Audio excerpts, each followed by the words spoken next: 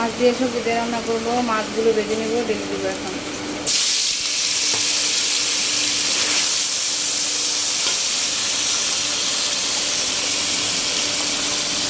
মাছগুলো ভাজা শেষ, এখন নামিয়ে নেব।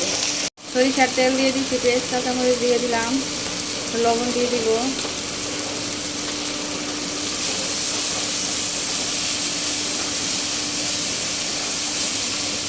পরিমাণ মতো আদা বাটা দিয়ে দিচ্ছি,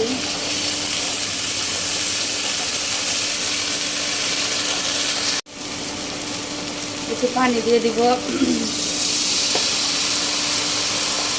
ধনিয়া গুঁড়া,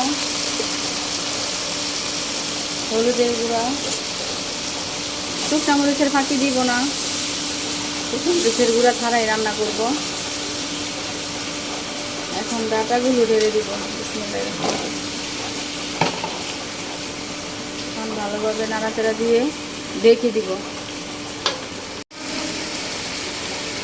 ডাটাটা কষানো হয়ে গেছে, নাড়াচাড়া দিয়ে নিব।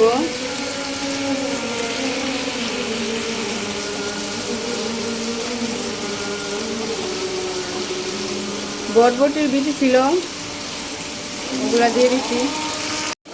এখন সামান্য পরিমাণে পানি দিয়ে দিব।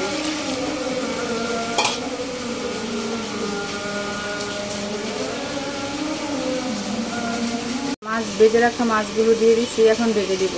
রান্না করা শেষ, এখন নামিয়ে নিব।